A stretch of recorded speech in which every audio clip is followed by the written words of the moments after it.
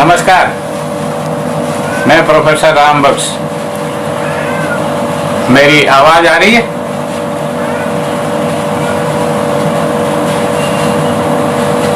आवाज हाँ आ रही है, ठीक है जी। तो आज हम बिहारी की कविता पर चर्चा करेंगे।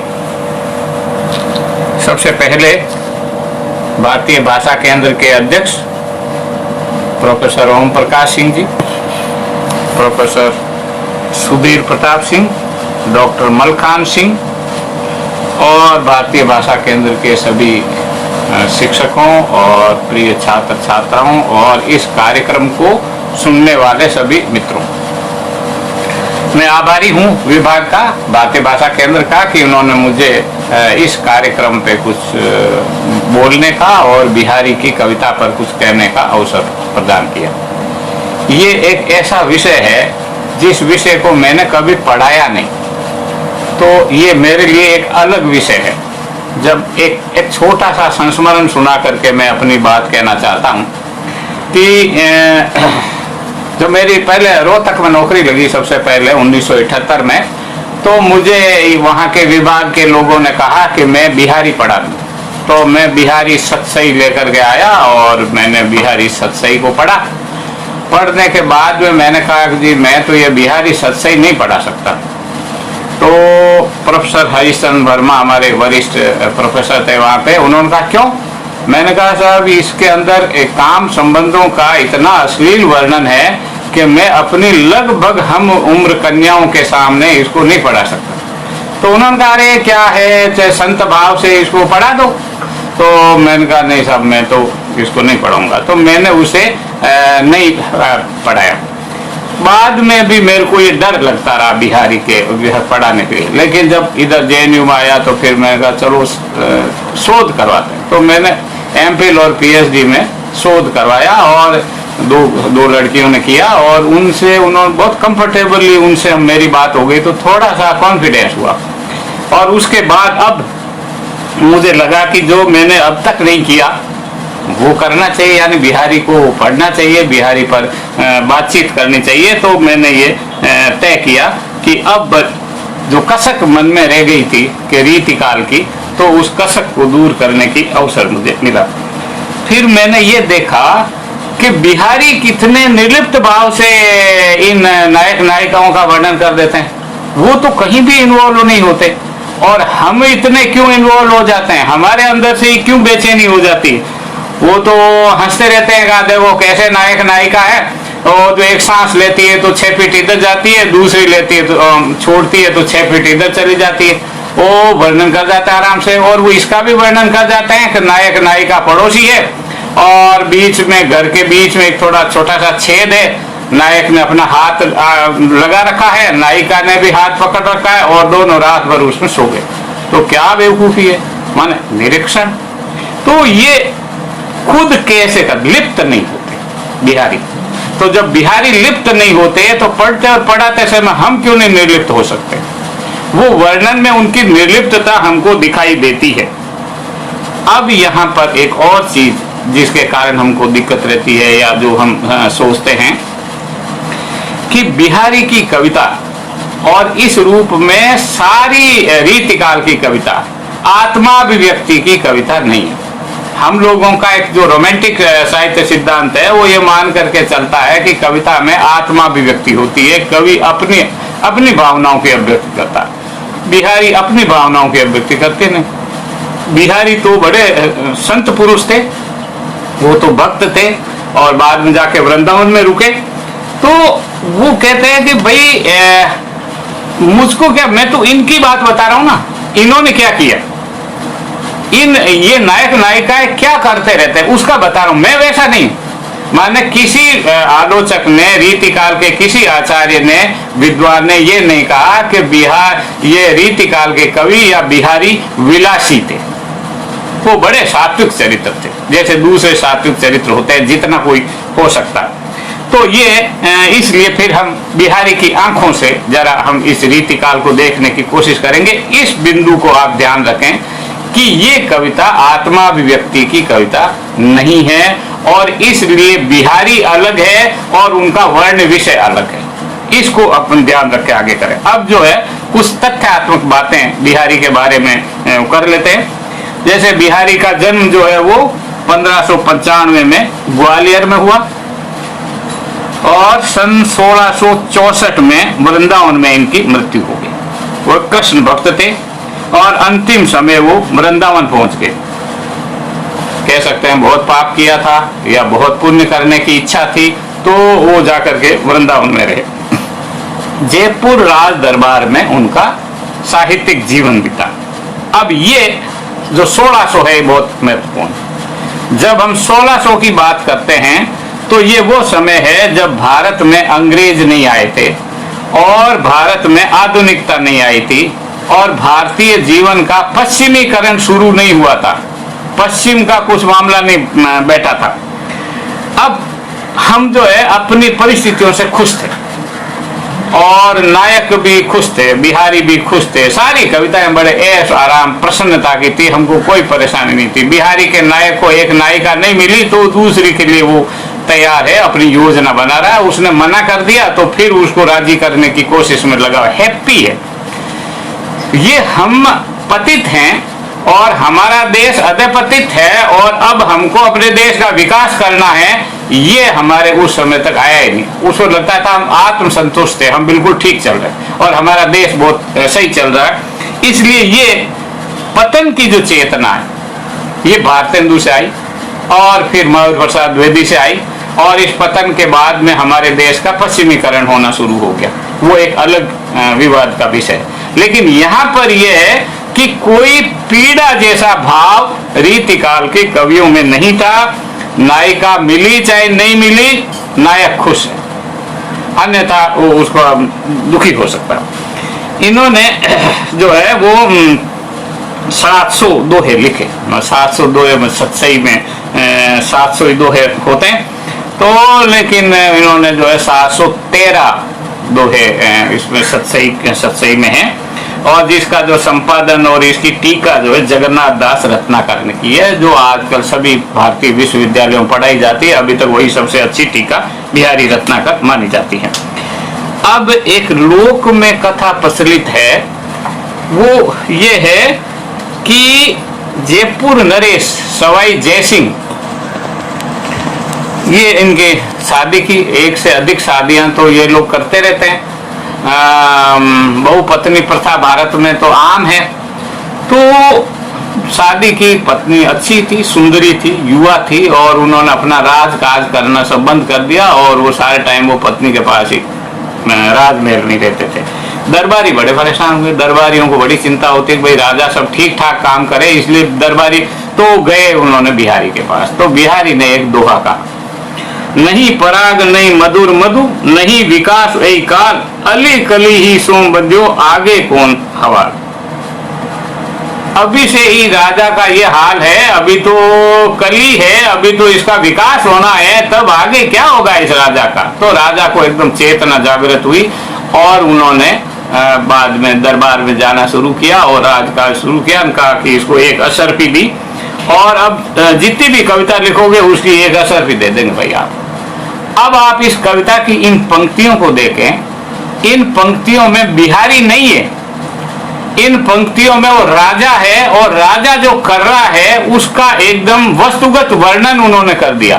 तो निरीक्षण से उत्पन्न ये कविता है, आत्माभिव्यक्ति की कविता नहीं है।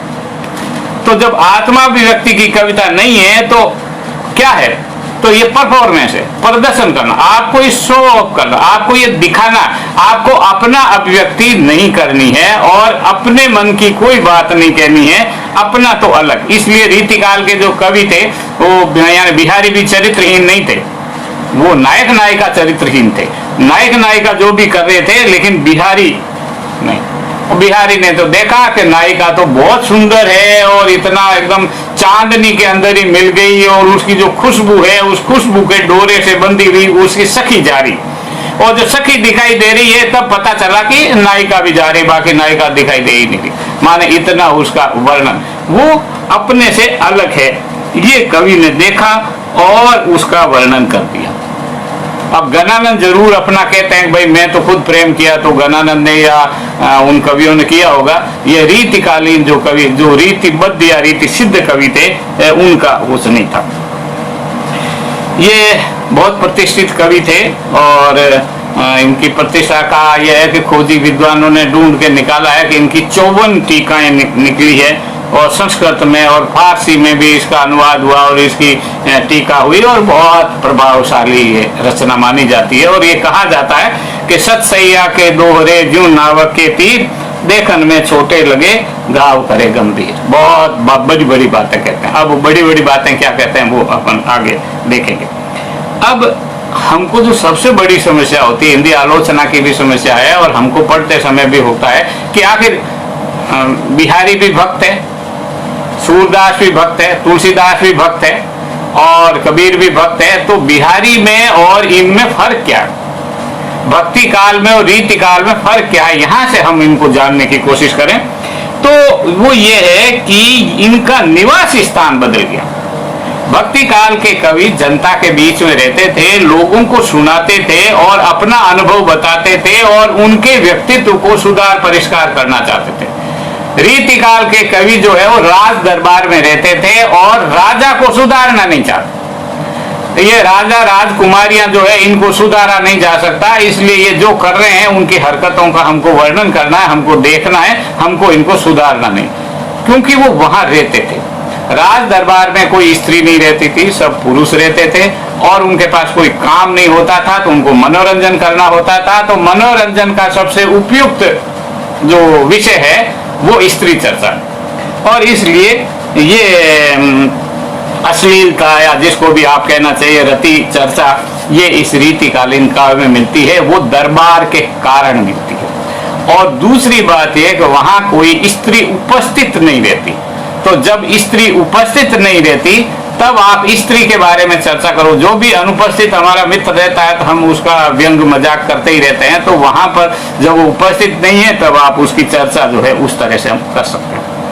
ये एक रीतिकाल का पूरा परिदृश्य है।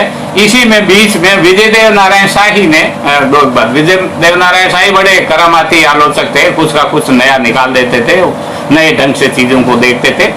तो उन्होंने रीतिकाल की दो विशेषताएं बताई। एक तो उन्होंने ये कहा कि ये सौंदर्यवादी धर्म निरपेक्षता का काल है, सांप्रदायिक नहीं है ये कवि, धर्म की कविता नहीं। जो सूरदास की कविता है या तुलसीदास की है या कबीर की है, ये धर्म की कविता है और ये ऐहिक कविता है, जीवन की कविता है, शरीर की कविता है, मनुष्य की कविता है, सांप्रदायिक नहीं। दूसरी बात उन्होंने ये कही कि हिंदी भाषी प्रांतों की एकता स्थापित करने में ये रीतिकाल का बड़ा योगदान, क्योंकि भक्ति काल के जो कवि थे वो लोक बोलियों में लिख रहे थे। तुलसीदास और जायसिन अवधी में लिखा, कबीर ने सदुकड़ी भाषा में लिखा, कुछ कहते हैं ज्यादा भोजपुरी उसके अंदर जोड़ी, या इसी तरह ब्रज भाषा में सूरदास ने लिखा। वो ब्रज भाषा वो बोली की तरह थी। इन सब को मिला करके एक काव्य भाषा का निर्माण हुआ कि अगर आपको कविता लिखनी है तो आपको ब्रज भाषा में लिखनी, और ये ब्रज भाषा सारे हिंदी भाषी प्रांतों के सभी कवियों ने लिखना शुरू किया।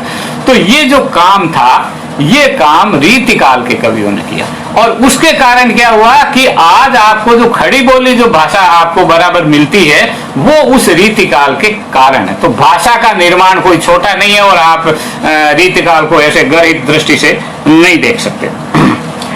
अब कुछ बातें और, रीतिकाव्य ने क्या काम किया, रीतिकाव्य क्या सोचता है, क्या समझते हैं रीतिकालीन कवि, इसको अगर हम देखें तो रीतिकाल ने हिंदी पाठकों के मन में यह संस्कार बैठा दिया कि स्त्री एक यौन उपकरण है और उसकी जो सार्थकता है वो पुरुष को रिझाने में है। एक तो ये बात बैठ गई भारतीय जो हिंदी भाषी प्रांत के जो पाठक दर्शक हैं, जो रीतिकालीन कविता पढ़ते हैं, और हम लोगों के मन में युगों से आगे।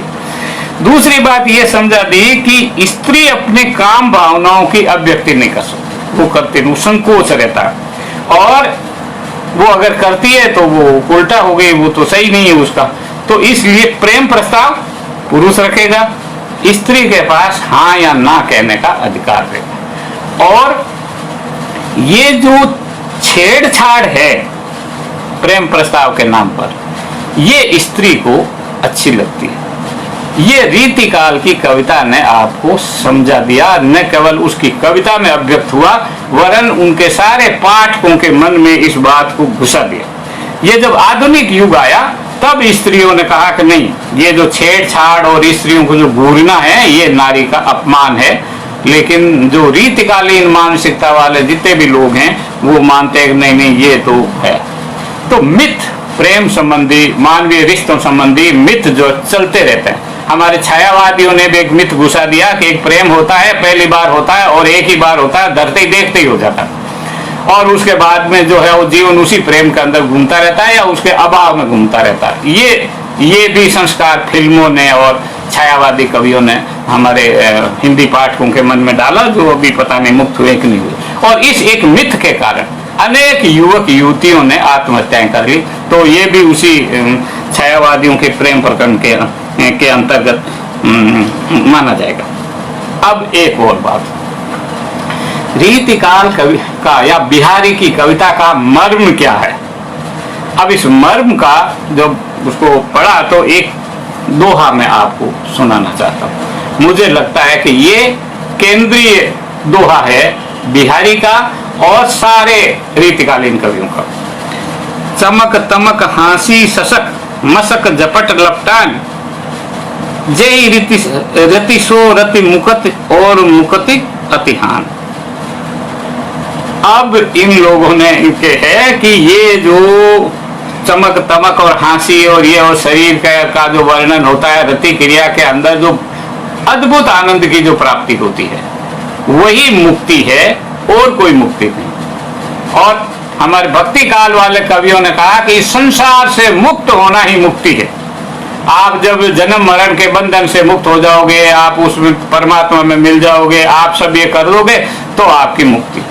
रीतिकाल वालों ने कहा नहीं, वो कोई मुक्ति हुक्ति नहीं है भैया। स्त्री से जो रति प्रसंग किया जाता है वो रति प्रसंग ही असली वाली मुक्ति है, वही आनंद है और उस आनंद का वो वर्णन करते हैं। अब आप अगर कोई कवि, अगर कोई लेखक, अगर कोई विचारक, अगर कोई साहित्यकार ये मानता है कि असली जो सुख है, मुक्ति छोटा शब्द नहीं है, मुक्ति बहुत बड़ा शब्द है, तो वो मुक्ति का जो प्रसंग है वो रति प्रसंगों के अंदर ही व्यक्त होता है। इसलिए रति बहुत महत्वपूर्ण। अब ये नायिका है और ये नायक, इसके बारे में और भी देखेंगे कि बिहारी ने स्त्रियों का बहुत वर्णन किया है, उनके सौंदर्य का वर्णन किया, लेकिन आप देख लो कहीं पर भी नायिका का स्वतंत्र वर्णन नहीं है। जैसे पद्मावती में जायसी वर्णन करते हैं तो पद्मावती का अपना सौंदर्य, वो अपने बैठी हुई कैसी कैसी सुंदर लग रही। इसमें हमेशा पुरुष सापेक्ष है। जब स्त्री आती है तो पुरुष उसको देखता है और पुरुष के देखे जाने से ही स्त्री का वो सौंदर्य है, अन्यथा वो उसका कोई सौंदर्य नहीं। अब ये तो एक बात हुई कि उसके सौंदर्य को आप इस तरह से व्याख्यायित करें कि आपको पद में ये मिलेगा। अब आप एक देखिए कि क्या बिहारी की ये जो नायिका है ये सिर्फ ग्रहिता है, मतलब ग्रहण करती है, पुरुष प्रेम प्रस्ताव रखता है और उसको वो स्वीकार कर लेती है या नहीं कर लेती, ये एक मुद्दा आता। लेकिन बिहारी की नायिका इतनी ऐसी नहीं है, उसके अपने ढंग का एक प्रतिरोध भी बिहारी की कविता में और रीतिकाल की कविता में मिलता है। और वो क्या है कि वो जो विद्यमान हमारी जो सामाजिक व्यवस्था है और जिसको अगर आधुनिक शब्दावली में कहा जाए तो इस पितृसत्तात्मक जो व्यवस्था है, उस पितृसत्तात्मक व्यवस्था के मूल्यों का वो अतिक्रमण करती है। वो अपने घर परिवार को तो बनाए रखती है, प्रेम प्यार जो भी करती है, लेकिन अपने पति का, उसका खाना पीना सबका ध्यान रखती है, लेकिन वो प्रेम किससे करेगी इसकी कोई अनुमति नहीं देती। और इसलिए वो परकिया के रूप में अपने सारे काम करने के लिए वो स्वतंत्र है और उसके मन में ये कभी अपराध बोध नहीं होता कि पर पुरुष के पास जाकर के मैंने कोई गलती की। वो कहती है कि मैं गई, मेरा शरीर मेरे को अच्छा लगता है, मैं जा रही हूँ, मुझे अच्छा लगता है, रति सुख, रति क्रिया मुझे बहुत आनंद आता, इसलिए वो तो मैं करने जा रही हूं, बस तुम कहना मत, मेरा घर नहीं टूट जाना चाहिए। इसलिए परकीय प्रेम के माध्यम से वो जो हमारी पितृ सत्तात्मक जो स्वकीय की व्यवस्था है, उस व्यवस्था के प्रति एक धीमा सा प्रतिरोध इसके अंदर मिलता है और वो उस परकीय प्रेम को मान लेती है। और न केवल मान लेती बल्कि वो कहती है कि मैं अपने मन का करती हूं। अगर कोई मुझको राजी कर ले तो मैं चली जाऊंगी। मैं किसी लोभ में नहीं आती, प्रलोभन में नहीं आती, धमकी में नहीं आती। आप डरा चमका के मेरा कुछ नहीं कर सकते। मेरे को अगर पसंद आ गया वो नायक, तो बच्चा अगर पसंद आ गया तो मैं हाँ कर दूंगी। मैं हाँ कर दूंगी तो मैं तुमको अपना शरीर सौंप दूंगी और उसमें मेरे को डर भय लज्जा संकोच कुछ भी नहीं। तो महत्वपूर्ण क्या है? महत्वपूर्ण है मेरा शारीरिक सुख। शारीरिक सुख जो रति क्रिया से आता है और ये मूल्यवान है, मेरे लिए बहुत मूल्यवान है और उसके लिए मैं कितना ही बड़ा बड़ा खतरा उठा लूंगी। ये वो नायिका। तो एक तरह का आप ये देखिए कि हमारे पूरे सिस्टम में जो एक मूल्य व्यवस्था बनाई थी, पारिवारिक तरीके से रहना चाहिए, एक पुरुष एक स्त्री का संबंध अच्छा होता है, जन्म जन्म का रिश्ता होता है, ये सब चीजें वो कहती है, लेकिन नहीं, उसको ये नहीं मानती। ये कहती नहीं, बाकी मैं कुछ नहीं मानती। काम संबंधों का जो आनंद है वो मेरे जीवन की प्राथमिकता है। अगर आप काम संबंधों का आनंद नहीं दे सकते तो आप अप्रासंगिक हैं, और अगर आप काम संबंधों का आनंद दे सकते हो तो आपकी हजार हजार गलतियां भी क्षमा की जाती है। इसलिए ये एक तरह का पितृ सत्तात्मक व्यवस्था का जो गोपन विरोध है वो, और उसमें वो दो चीजें चाहती है। एक तो उसकी सखी होती है जो सारे टाइम उसको बचाती रहती है कि कैसे कैसे करके तुम नायक से मिल लो, और एक उसका वो प्रेमी होता है जिसके साथ उसको रिश्ता बनाना होता है। दोनों से वो एक अलिखित समझौता या वो चाहती है कि तुम भैया घर जाके बता मत देना। उस रिश्ते की गोपनीयता को तो बनाए रखना ये तुम्हारे व्यक्तित्व की एक और विशेषता है, और अगर उसको लगता है कि ये पात्र जो वहां जाके कुछ बोल देगा तो उससे वो कोई रिश्ता नहीं रखती। तो ये जितना भी प्रेम है वो गोपन प्रेम है, और वो गोपन प्रेम की स्वीकृति है, और जब आप स्वीकृत देते हो तो भीतर से आप उससे सहमत हो जाते हो, और इसीलिए एक उनका सामाजिक प्रतिष्ठा रहे और रिश्ते की गोपनीयता रहे। तो बिहारी का बड़ा प्रसिद्ध दोहा है जिसको आप देखते हैं, इसकी अभिव्यक्ति आपको इस छंद में आती है, जो बार बार सभी विश्वविद्यालयों के पाठ्यक्रमों में पढ़ाया जाता है। कहत नटत रीजत खिजत मिलत खिलत लजिया, भरे भवन में करत हैं नैनन ही सो बात।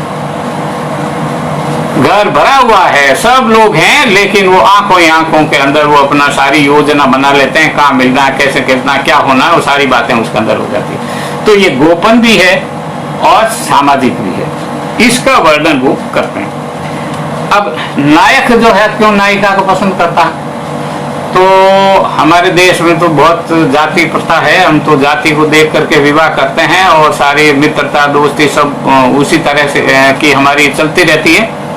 रीति काल का नायक ये नहीं देखता कि ये किस धर्म और जाति की नायिका, कोई भी जाति की हो, वो जाति देखता है, और ये भी नहीं देखती नायिका भी जाति कुछ नहीं देखती। उसको है कि हमको पसंद आना चाहिए, नायक को नायिका पसंद आए, नायिका को नायक पसंद आए। पसंद बहुत महत्वपूर्ण जीवन मूल्य है, पसंद से आगे और कुछ नहीं। और पसंद का आधार क्या है?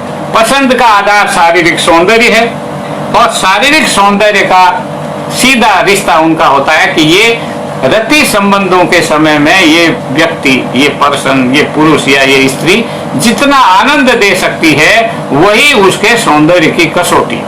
और इसलिए रीतिकाल का नायक जब प्रेम प्रस्ताव करता है तो छायावादियों की तरह नहीं कहता कि मैं बहुत प्यार करता हूँ तुमसे, तुम्हारे साथ रहना चाहता हूँ, कुछ समय गुजारना चाहता हूँ। आधुनिक काल वाले कहते हैं कुछ समय गुजारना चाहता हूँ, वो कुछ नहीं कहता। वो कहता है कि मेरे को तुम्हारे साथ में मेरे को तुम्हारा भोग करना, रति संबंध मेरे को तुमसे स्थापित करना, यश तो आगे, नहीं तो फिर छोड़ो, फिर बाकी अपना दूसरा काम करो। ये रति क्रिया को न केवल आनंद की चीज मानते हैं बल्कि मुक्ति का साधन भी वही मानते हैं कि यही जिंदगी की मुक्ति है। अब है कि नहीं है वो एक अलग बात है। और इस शरीर के सौंदर्य के साथ मन भी मिल जाए, विचार भी मिल जाए, भाव भी मिल जाए, बार बार मिल जाए, वो एक अलग बात होगी, वो तो अतिरिक्त है। तो लेकिन रीतिकाल का जो अपना नायक है वो यहाँ तक आता। तो इसको आपको एक तो देखना। दूसरा, आप थोड़ी सी इसकी भी चर्चा कर लें कि जो रीतिकाल की जो नायिका होती है वो अज्ञात यौवना से प्रौढ़ा तक, वो बड़ा, इसका एक बड़ा भारी शास्त्र है, तो वो शास्त्र के अंदर हम लोग नहीं जाते, हम तो उसी का अर्थ कर देते हैं। तो वो उसकी उम्र जो है 7 साल से 35 साल तक की उम्र होती है।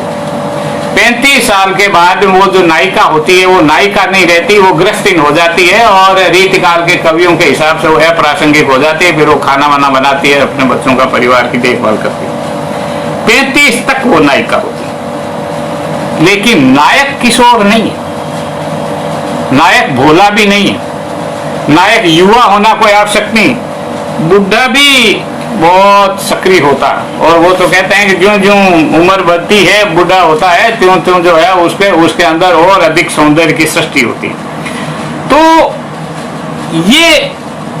ये जो नायक नायिका का जो उम्र भेद है, ये उम्र भेद भी अपने ढंग से बहुत महत्वपूर्ण है, क्योंकि नायक के उम्र का कहीं कोई संकेत नहीं है, बल्कि ये माना जाता है कि जितनी स्त्रियों से वो रमण कर चुका है, वो जितना उसको अनेक तरह तरह की स्त्रियों का उसको अनुभव हो चुका है, उतना वो अधिक प्रौढ़ और अच्छा है, और उसको जो है काम कला की बारीकियां ज्यादा अच्छी आती है, इसलिए वो ज्यादा अच्छा है। ये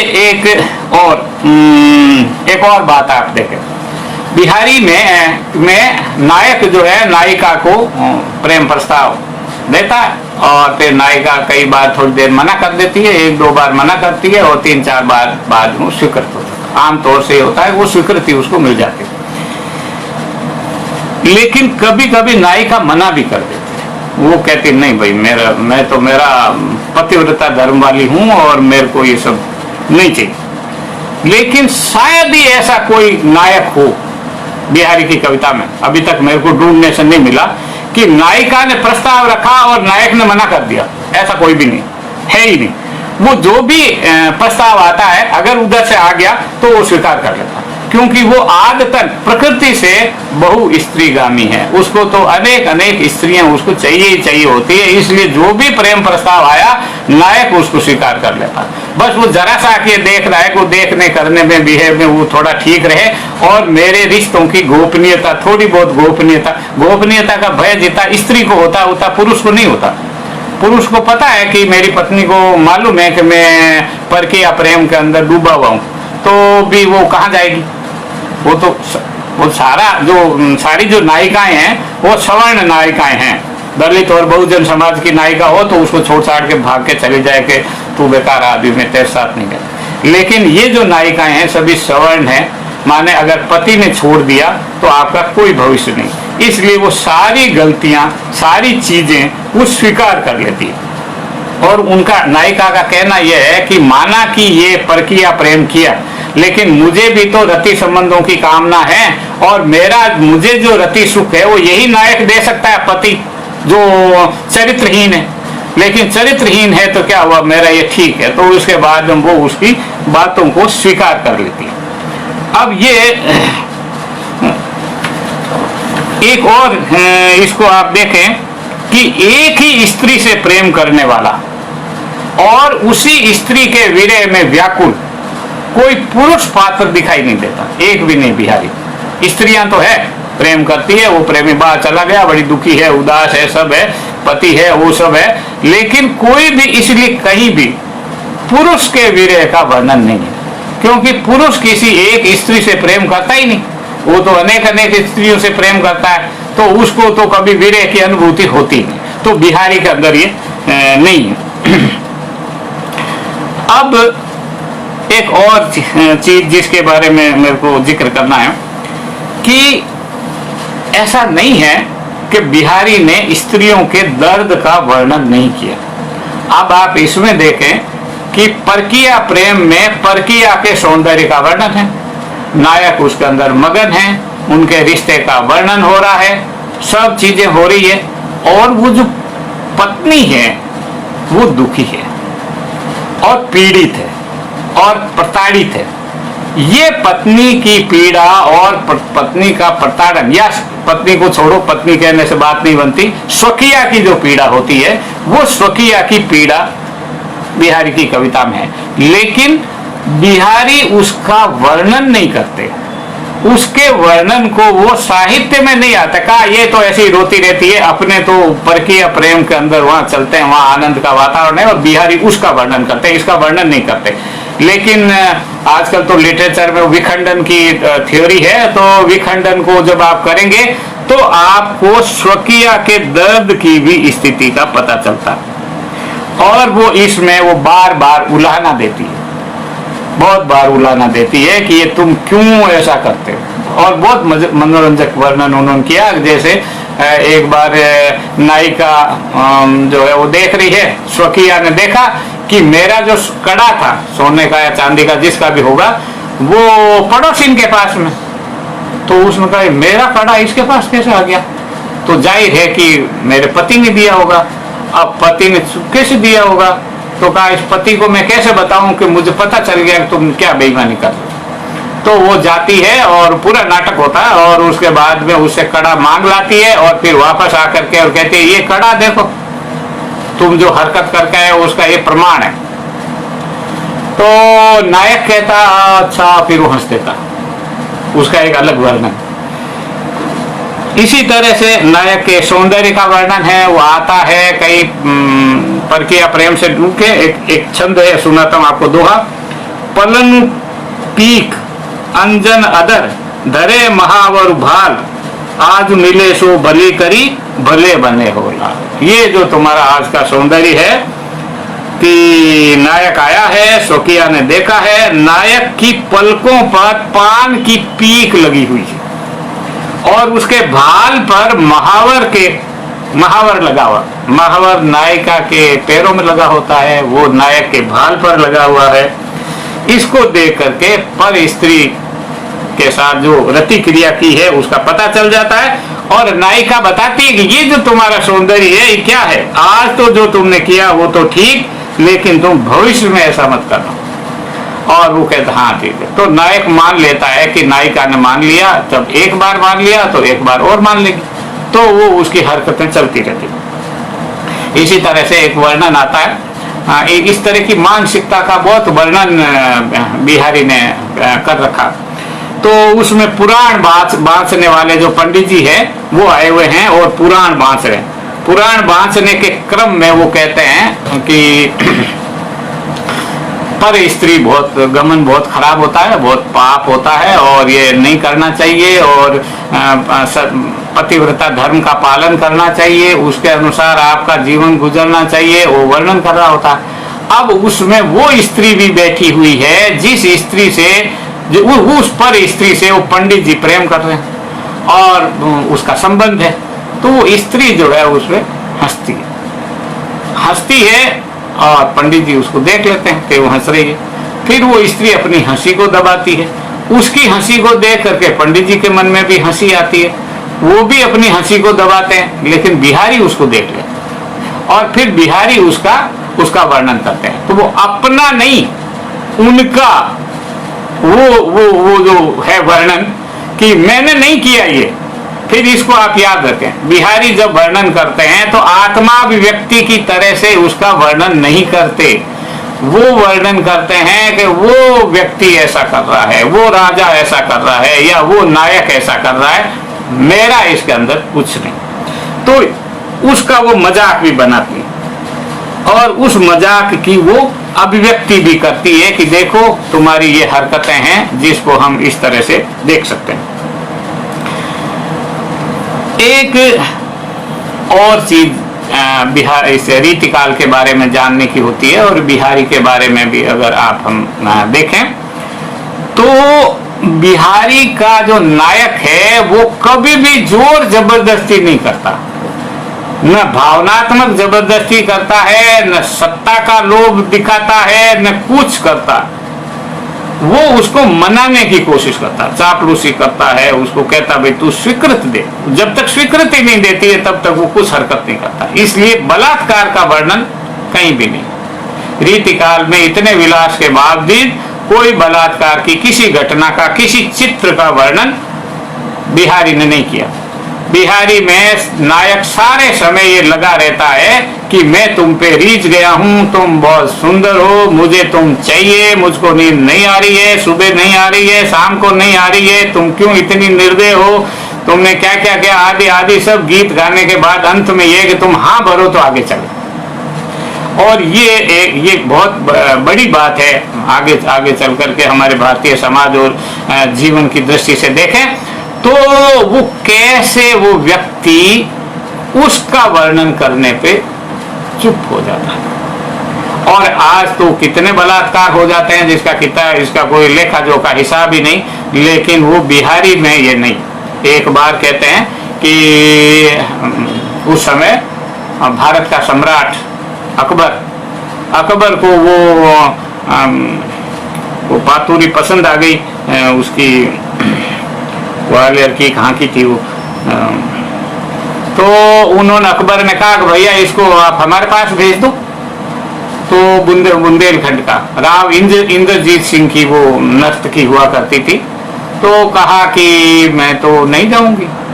तो भाई तो अकबर ने कहा है, तो महाराजा ने कह दिया तो मना कैसे करेंगे। फिर उसने कोई दोहा सुनाया और उसके बाद में अकबर ने कहा चलो छोड़ो, जबरदस्ती उठा करके नहीं लेके।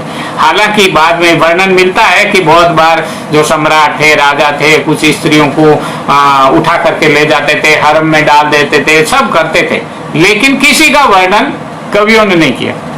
आप चोरी चकारी जो करना हो करो, लेकिन उसकी हम कविता नहीं लिखेंगे। कविता तो हम उसी की लिखेंगे जिसमें नायिका सहमत है। नायिका अगर सहमत नहीं है तो हम जो है उसका वर्णन नहीं करते। सहमति, और सहमत करने के लिए नायक क्या क्या करता है, उसकी दूती को पटाता है, उसकी ढाई को पटाता है, दूसरे चरित्रों को कुछ लोभ लालच उनको जरूर देता है, उनको कहता है तू जरा उसको संदेश दे दे, समझा दे। फोन ऑन तो हुआ नहीं करता था उस समय, तो मानवीय संप्रेषण ही होता था और बीच में मनुष्य एक होता था जो ये दूती का काम करती थी, कुछ औरतें होती थी। और बिहारी ने वर्णन किया है कि एक बार उस दूती ने संदेश भेजा कि तुम मेरा संदेश ले जा करके और मेरे प्रिय को ये संदेश दे देना, नायक को। तो दूती गई, जब वापस आई तो उसके गाल पर 4 दांतों के निशान थे।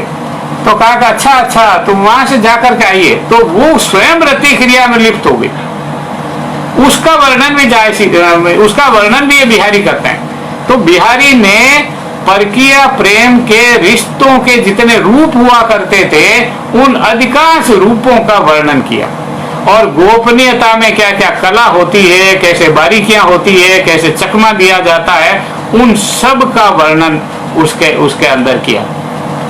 और इसलिए नायक बहु स्त्रीगामी है, इसको नायिका स्वीकार करके चलती है। इसलिए प्रोटेस्ट नहीं है, प्रतिरोध नहीं है, विरोध नहीं है। वो कहती है ये तो ऐसा ही है, और जब वो ऐसा ही है तो वो हंस देती है। ये कुल मिला करके ये उनके काव्य संबंधी वो चीजें। अब अगर आप देखें कि बिहारी का जो कविता है, इसके 2 रूप है जिसको हमारे शास्त्रीय बताते हैं कि एक तो जो है प्रस्तुत विधान होता है और एक अप्रस्तुत विधान होता है। तो अप्रस्तुत विधान में बहुत समझदारी है, बहुत बढ़िया तरीके से उसके अंदर बातें आती है, प्रबुद्धता है, मैच्योरिटी है। और प्रस्तुत विधान में जितनी बेवकूफी हो सकती है वो नायक नायिका करते हैं, और अप्रस्तुत के द्वारा वो उस घटना पर टिप्पणी भी करते हैं। और इसलिए बिहारी एक ऐसा कवि है जिसमें श्रृंगार रस के साथ में हास्य रस मिलता। और ये तो आमतौर से हम कल्पना ही नहीं कर सकते कि श्रृंगार में आप हास्य की अभिव्यक्ति कैसे कर सकते। उसमें हंसी का तो कोई पॉइंट बनता नहीं है, क्योंकि आप तो बहुत प्रेम में डूबे हुए हो। लेकिन बिहारी कर देते हैं, बिहारी वो बता देते हैं कि कैसे ये इनकी जो हरकत है। तो अप्रस्तुत विधान बहुत महत्वपूर्ण है, और उस अप्रस्तुत विधान में स्वयं बिहारी का जीवन ज्ञान पता चलता है। शब्दों के 2 अर्थ है, धतूरे से ये नहीं होता, सोना और धतूरा एक ही है, लेकिन उनका अलग अर्थ है। तो आपको आना चाहिए ना, गंध से आप जानकारी हो, कोई आपको समझ होनी चाहिए, उसका उन्होंने बहुत वर्णन किया। तो वो एक जिसको कहना चाहिए दबी हुई परिहास की भावना जो स्वकीय नायिका में भी आती है कभी कभी कि ये देखो कैसा बेईमान जो है मुंह मार करके आया है, और फिर वो हंस देती। और न केवल वो, कवि भी हंस देता। और कवि अपने आप को, बिहारी अपने आप को उन नायक नायिकाओं से अलग कर लेता, और अलग करके वो अपनी जो उसकी समझ है उसको अभिव्यक्त होने से बचा देता। इसलिए प्रस्तुत विधान में नायक का व्यक्तित्व नहीं होता, कवि का व्यक्तित्व नहीं होता, अप्रस्तुत विधान में कवि का व्यक्तित्व होता। और ये छांट के रखना, क्योंकि हम लोग साहित्य के सिद्धांत में ये मानते हैं और वर्णन करते रहते हैं कि आत्मा अभिव्यक्ति के बिना कविता होती नहीं। आप क्या करो, ये दो चार थोड़ा होता है, आपको तो अपना कुछ तो कहना ही पड़ेगा। तो वो कहता है कवि, लेकिन वो कहता है अप्रस्तुत विधान में, और वो प्रेम में लिप्त नहीं होता।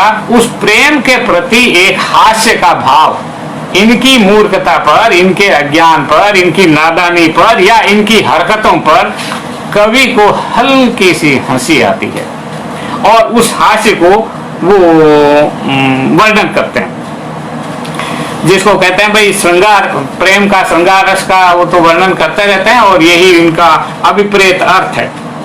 और ये अभिप्रेत अर्थ जो है वो दरबारियों को भी पसंद है, श्रोताओं को भी पसंद है, संप्रेषण भी उसमें करते हैं। लेकिन जो दूसरा जो जीवन है उसके अंदर माने अप्रस्तुत विधान है, उस अप्रस्तुत विधान को आप बारीकियों से जानोगे तभी आप उसका उपमा दे सकते हो। एक उदाहरण में एक दोहा सुनाता हूं, ये बिहारी ने लिखा। जटकी चढ़ती उतरती अटा, नेकन थाकती देह, बड़ी रहत नटकी बटा, अटकी नागर गे। अब इसका वर्णन विश्लेषण है। एक स्थान पर नायक खड़ा है, नायिका उसे बार बार देखना चाहती है, और वो बार बार एक जगह खड़े होकर के कैसे देखोगे, वो तो सासू सूती ने नंदल जागी सब पता चल जाएगा। तो अटकी हुई है उस प्रेम में। अब क्या करती है कि ये नायिका नट की चकई बनी हुई है। नट जो है एक जगह पे दो पिलर बांध के, दो खंबे बांध करके, और बीच के अंदर एक जो है वो एक स्त्री रस्सी बांध दी जाती है, और उस रस्सी के ऊपर वो जो चकई है वो आती जाती रहती है। अब जिसने उस नट विद्या की चकई को नहीं देखा और नट के खेल को नहीं जानता, वो ये नहीं बता सकता कि ये रोज ऊपर नीचे जाते रहते, सीढ़ियों पे जाती फिर वापस आती, सीढ़ियों पे जाती, उसका शरीर थकता ही नहीं। भाई क्यों जा रही हो, वो नायक को देखना, मेरे को वो बड़ा सुंदर मेरे को लग रहा। तो ये उपमा जो बिहारी ने दी, ये अनुभव से आई है, और ये अनुभव हरेक उसके अंदर, हरेक कवि के अंदर नहीं होता। एक और चीज पर भी अगर आप विचार करें तो बिहारी ने तो दोहे लिखे। दोहा बहुत छोटा छंद होता, लेकिन हर छंद में बिहारी एक नाटक की सृष्टि कर देते हैं, एक कहानी की सृष्टि कर देते हैं, और ये कहानी बहुत महत्वपूर्ण होती है। और चीजों के अलावा बिहारी की कविता में कुछ कही हुई बातें होती है, कुछ अनकही बातें भी होती है।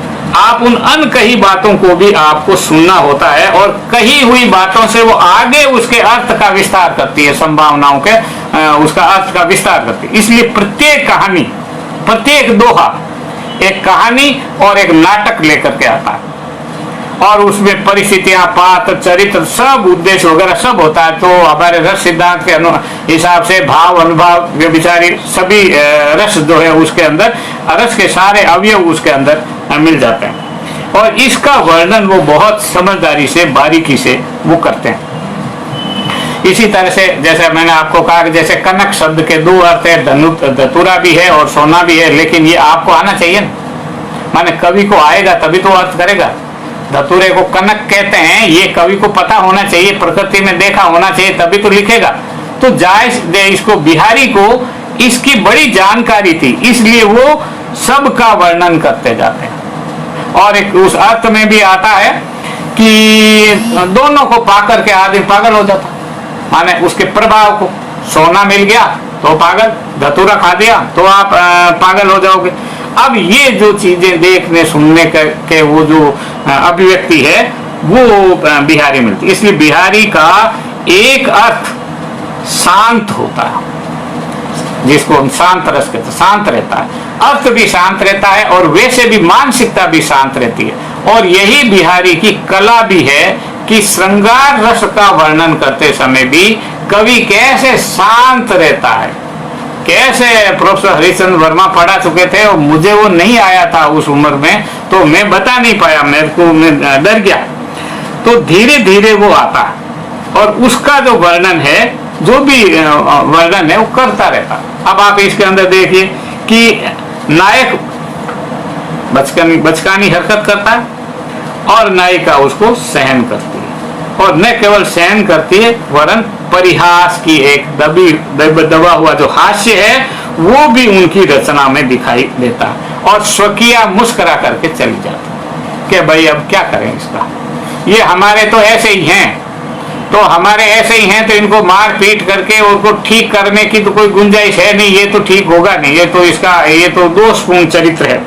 लेकिन अब मेरे को चाहिए ये पात्र, तो मुझे इसके परकीय प्रेम को भी स्वीकार करना पड़ेगा। और इस परकीय प्रेम को स्वीकार करने के लिए ये जो दूतियां होती है वो दूतियां उसके अंदर सहयोग करती है। और इन सारी प्रक्रिया में जो बिहारी है वो कहते थे कि भाई मेरे को जो है वो मेरे को तो मेरी असर भी चाहिए भाई, मेरा ध्यान मेरी असर भी। एक मैंने दोहा सुनाया और आपने मेरे को असर भी दे दी, उसके बाद मैं मेरा जाऊंगा वृंदावन और भगवत भक्ति करूंगा। ये इन चीजों की तरफ उनका रहता है, तो तटस्थ हो जाते हैं अपने वर्ण विषय के साथ के प्रति तटस्थ, और फिर उस वर्ण विषय के प्रति एक ऊपर उठ करके एक हास्य की सृष्टि कर देना, ये मुझे लगता है कि बिहारी की कला की अपनी विशेषता है। और इसलिए बिहारी अच्छे कवि माने जाते हैं। हम ये तो नहीं कहेंगे कि बिहारी बड़े कवि हैं, लेकिन बिहारी अच्छे कवि हैं, और उन कवि उसका जो महत्व है आप उस युग की दृष्टि से देखेंगे तो बहुत महत्वपूर्ण वो कवि हैं। और एक और चीज भी जो मेरे को लगती है, जाते जाते मेरे को एक बात वो कहनी है कि भाई 200 वर्षों तक हमारे पूर्वज क्या करते रहे, इस श्रृंगार के अंदर ही डूबे रहे और श्रृंगार का ही वर्णन किया। तो जब हमारे पूर्वज 200 वर्षों तक इसी का वर्णन करते रहे तो कुछ तो इस वर्णन में महत्व होगा, क्या बात थी। और हम हमारे इन पूर्वजों द्वारा की गई जो अभिव्यक्ति है उस अभिव्यक्ति को शून्य में नहीं डाल सकते, उसको हमको उसके महत्व को समझना होगा और उसमें किस तरह का वर्णन है। क्योंकि ऐसा भी संभव है कि उन बहुस्त्रीगामी जो पात्र हैं उन पात्रों की आगे की परिणति को देख करके और फिर हमने एक जो नैतिक बंधन पहले लगाया था वो बंधन वापस स्वीकृत आया, और ये आया कि शरीर महत्वपूर्ण नहीं है। उन्होंने कहा शारीरिक संबंध महत्वपूर्ण है, भाई मेरे को तो लड़की मिलनी चाहिए, वो मिल गई बस ठीक। और पुरुष कौन अच्छा होता था, कौन बड़ा नायक होता, जो जितनी स्त्रियों के साथ में रति क्रिया कर ले वो नायक उतना ही समझदार और सतर्क होता है। भाई इसमें बहुत कला, इसलिए उसके लिए शब्द काम में लिया जाता है चतुर सुजान।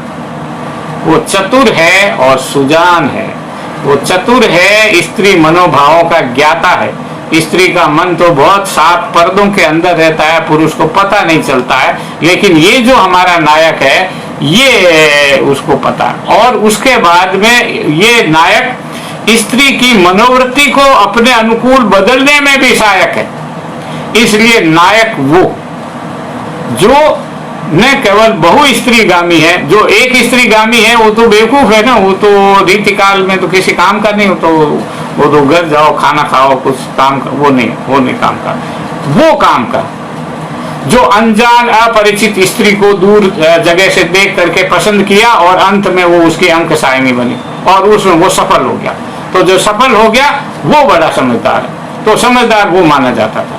तो क्योंकि सारा जीवन उसी घेरे के अंदर, और इसलिए बिहारी की जो नायिकाएं हैं वो कोई काम आम नहीं करती, उत्पादन में कुछ नहीं करती। एक बार एक दोहा मैंने बड़ी मुश्किल से ढूंढा खोजा, तो वो सूत काटती हुई एक स्त्री मिली और जिसमें नायक की जो मतलब बिहारी की नजर उसके गर्दन पर थी और उसका वो हाथ से, एक हाथ से वो पूनी ऊपर कर रही थी और दूसरे हाथ से वो समेट रही थी और उसकी गर्दन ऐसी ऐसी थी। तो कवि की नजर गर्दन पे, लेकिन फिर भी जो भी था काम करती हुई पाई गई। हम सूरदास के अंदर देखते हैं कि सूरदास खूब वर्णन करते हैं क्या काम कर रहे हो, ढूंढते हैं। जैसे गाय का दूध निकालने के लिए कृष्ण गए और राधा या गोपिका कोई पास में खड़ी थी और उसके बाद में कृष्ण ने गाय का दूध निकालते, उस बर्तन में निकालना होता है, तो उसने नायिका के ऊपर दूध की धार छोड़ दी।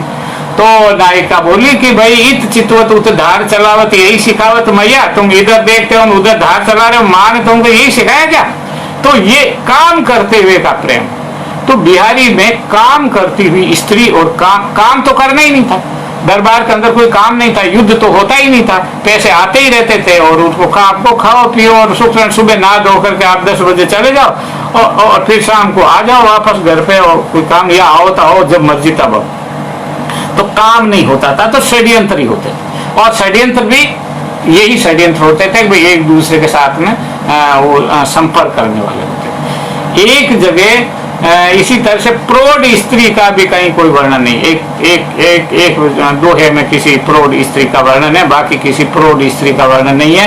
उम्र के हिसाब से सिर्फ 7 से 35 साल की स्त्री अज्ञात यौवना से प्रौढ़ा तक उसका उन्होंने वर्णन किया। और दूसरा वेश्याओं का वर्णन भी बिहारी ने ज्यादा नहीं किया, वो ये था कि आपस के रजामंदी से जो रिश्ता होता है वो रिश्ता सुंदर है, पैसा देकर के खरीद लिया वो क्या कर, वो उसमें कोई कलाकारी, उसमें कोई कविता नहीं। कविता बनाने के लिए राजी करना जरूरी है, और राजी करने के कौन कौन से बहाने, एक और भी चीज है जिसकी उसमें होता है कि आप सब करो पकड़े नहीं जाओ, तो आप उसके लिए क्या क्या करो। बड़े भवन में करत हो नैनन ही सो बात, ये तो खाली एक है, लेकिन ऐसे कई प्रकरण बिहारी ने वर्णन किया है जिसमें वो कलाकार जो है वो ढूंढ करके लाता है कि कैसे बचें। और इसलिए बिहारी का प्रेम सामाजिक है, आप ये नहीं कह सकते हैं सामाजिक नहीं, वो भी ध्यान रखता है कि नायिका भी ध्यान रखती है कि मेरे परिवार वालों को पता नहीं चलना चाहिए, मेरे पति को पता नहीं चलना चाहिए, बाकी सब तुम करो। पति को पता चल गया परिवार भी विकसित नहीं होता, परिवार बड़ा भारी जीवन मूल्य इनकी नायिकाओं को। और एकदम शारीरिक सौंदर्य का वर्णन, और कुछ तो है ही है, क्योंकि आदमी जब भी हम लोग जीवन शुरू करते हैं तो विवाह और परिवार होता है, तो काम संबंध के लिए ही तो एक परिवार बना हुआ होता है, और किस लिए बना हुआ था। और इस बात को कहा सिर्फ रीतिकाल वालों, बाकी कहता है नहीं नहीं वो सब ठीक है, वो कुछ नहीं है, मूल जो है वो भगवान जी है, वो भगवान जी काम क्रोध से ऊपर होकर के वहां से मुक्ति होती है, उनका कोई मुक्ति नहीं होती, यही मुक्ति होती है इससे। तो ये एक लौकिक ऐहिक और कोई जात पात नहीं देखते, सब उसी के अंदर वो डूबे रहते हैं। और जितनी मुश्किल से मिलने वाली नायिका है उसको हमको प्राप्त करना, ये भी नहीं है जो आसानी से उपलब्ध है उसको आप ले लें, तो उसका भी वो नहीं होता। तो ये सब है, और आप लोग सब आए, मैं सब आपका आभारी हूँ, मलकान सिंह का आभारी हूँ, सारे समय में वो यहाँ पर रहे। और कोई प्रश्न का तो मेरे को कुछ समझ में आया नहीं है, प्रश्न तो है नहीं, आमतौर से मेरे भाषण में प्रश्न होता नहीं है क्योंकि वो क्लास की तरह से पढ़ा देता हूँ। और गणानंद पे तो बात ही नहीं हो रही है, कृष्ण का गणानंद ऊष्मा राजपूत का, तो गणानंद एक अलग है, तो जब कभी गणानंद के बारे में भाषण देना होगा तब करेंगे। और मुक्ति का तो एक ही मार्ग बताया, दूसरा तो कोई मार्ग बताया नहीं। तो एक अंशु भी यहाँ आया हुआ है, राजेश है, शशि धर्मिशा, सब नमस्कार करने वालों को सबको नमस्कार। संध्या भी आई हैं, और किसी का कोई प्रश्न तो मेरे को दिख नहीं रहा है। सब स्वागत आप लोगों ने किया, उसके लिए आपका आभार, कृपा कुंजम।